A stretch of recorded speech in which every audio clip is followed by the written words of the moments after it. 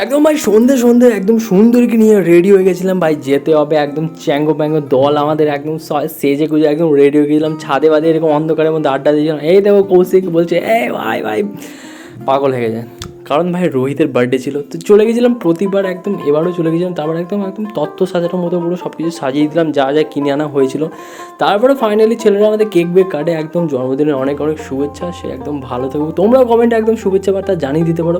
আমরা সবাই এরকম ক্যাট ব্যাট মারছিলাম, সবাই মিলে ইয়ার্কি ঠাট্টা করছিলাম। তারপরে ফাইনালি কেক বেক কাটা হলো এবং একদম পুরো একদম কাকিমা টাকিমা সবাইকে একদম খাইয়ে টাইয়ে দেয়, একদম পুরো একদম ফ্যামিলি পর্ব চড়ছিল ভাই একদম পুরো। তারপরে এরকম দিলে সবাই আরও রিলেটিভ যারা ছিল তার সবাইকে খাইটাই দেওয়া হয় এবং তারপরে এক ফালি আমাদের কাছে চলে আসছে ভাই কেক বেক, আমরাও খেয়ে নিই ভাই। তারপরে এরকম খাওয়াখাওয়ি চলছিল, খাওয়াটাও চলছিল। তারপরে সবাই মিলে ইয়ার্কি আড্ডা মারছিলাম। আর এই দেখো চিপস ফিপস আমরাই কিনে নিই, আমরাই খেয়ে নিই। তারপর তো এখানে ইয়ার্কি আড্ডি মারতে মারতে এরকমভাবে চিপস আরও কাটা হচ্ছিলো। তারপরে একদম লস্যি গ্লাস, এইটা ভাই একদম কৌশিক বলছে লস্যি গ্লাসে জল খাওয়ার মজাই আলাদা।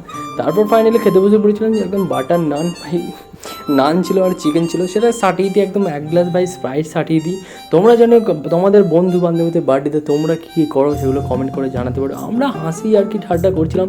তোমরা তখন চ্যানেল সাবস্ক্রাইব করো এবং জানিও কোথায় কী হয় বাকি। আরেকবার ওকে হ্যাপি বার্থডে, বাই।